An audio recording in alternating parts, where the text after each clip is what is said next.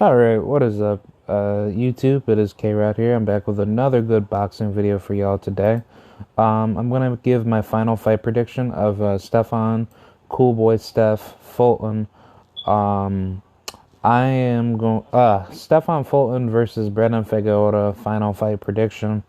Yeah, so let's get right to it. I wanted to talk about this for quite a while. I wanted to give my final prediction thoughts on this fight that is coming tomorrow night on a Showtime main event, 122-pound super bantamweight unification division, and I wanted to just give my final initial thoughts on this fight. What do I think about this fight? Who do I think is going to win? So yeah, let me get right to it. I think this fight is going to be very, very competitive. Simply because, like, I think Brandon Figueroa, he's a damn good fighter. But on top of that, I would favor Mr. Cool Boy Steph by a brutal stoppage. Simply because, like, I don't think Brandon's style is that good. And I think where he is, as far as his career goes, I think Stefan Fulton has fought a lot way better dangerous level competition. And, I mean, don't get it twisted. I mean, Stefan Fulton is a damn good fighter. But at the end of the day, styles do make fights. And I think, like, how this fight really goes down is that I would favor Stefan Fulton simply because he's a more higher level IQ boxer. But if Brandon is able to do the things that I think he will do, it's going to be very competitive. I think this fight is really going to show who really wants it more and who has a lot more warrior bloodline in him to, win the fight. I do like Brandon's style, but I think Cool Boy Steph style or Fulton style is just a lot more deadlier as far as what he brings to the table. Simply because, like, he's just done a lot more in the game as far as, like, what he brought to the division for his skill set. And I think Brandon Figueroa, he's a great fighter as well. But when it really comes down to, like, the level of competition, he has fought guys that he's been carefully matched up against, where he didn't have to go through, like, the heavy lifting just to, get to where he was. And I mean, don't get it twisted, 122 is stacked, but did Brandon Figueroa ever decide to face guys like Rayi Salim or MJ or any of those dangerous guys that are in the division, where they definitely could have proposed, like, a threat, to him? And the answer is no. Brandon is a good fighter. He has beat guys by the likes of Luis Neri and who else? I mean, he's beat a lot of guys, but I can't think of any. But I mean, as far as common opponents that Cool Boy Steph has fought or Fulton has fought, I don't think those opponents really scale as well, just simply because of, like, where the altitude of those opponents' skill levels match up with, Fulton's skill level. And I think Fulton, he has fought, if I'm not mistaken, like 9 undefeated fighters. So, like, he's fought, like, extremely tough competition. And I think he's done such a great job at the super bantamweight division, where his skill set has just, skyrocketed. And I mean, I can easily tell, like, just by how he fights pretty much like a very good pure boxer, puncher, I would say. I mean, I would say he's like a good pure boxer volume puncher. And I mean, I say that to say, like, he doesn't go in to knock you out. He goes in to outbox you, and then if he's able to hurt you, then he can get you up out of there. But he beats you at your own game. So that's really like the good thing about Cool Boy Steph. He has those multiple gears that he could switch to, and he's so adaptive to the point where his ring IQ is just off the charts. And I think Brandon Figueroa's, as far as like ring IQ goes, it's somewhat okay. It's not. It's obviously not like the super duper best, because he just goes in just trying to outbang his opponents. And I mean, don't get it twisted. I mean, he has skills, but at the end of the day, you have to be very intelligent with your micro and macro decision making in the ring, and therefore you shouldn't be wasting your energy off of certain executions as far as what you throw out there against opponents that you can beat. And I think Brandon's height really plays a huge factor in this fight. And I think if Brandon's going to be smart, I would not want to go into the inside with Steph. I am the taller fighter. I have a lot more skills, and you present a lot more deadlier, factors in that fight alone.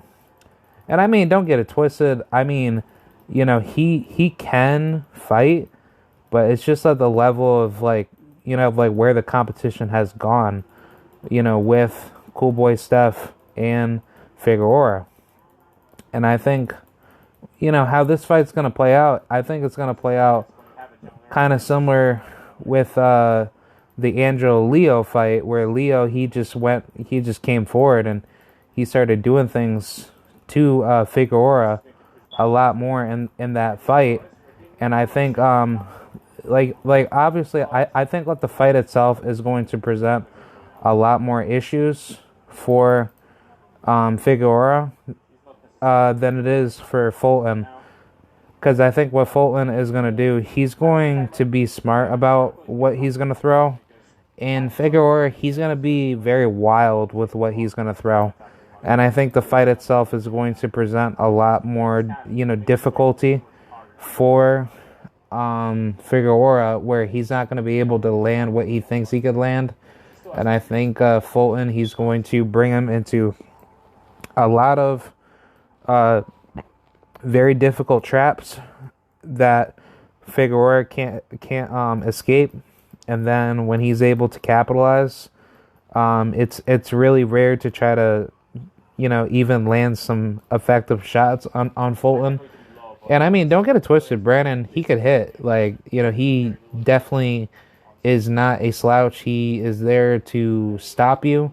But at the end of the day, this is boxing. Anything could happen. And I think if Fulton, if he's able to handle Brandon's power, that's going to be very difficult. I think how this fight really goes, someone's either going to get slept or someone's just going to get badly outboxed to the point where it's going to be a very difficult matchup.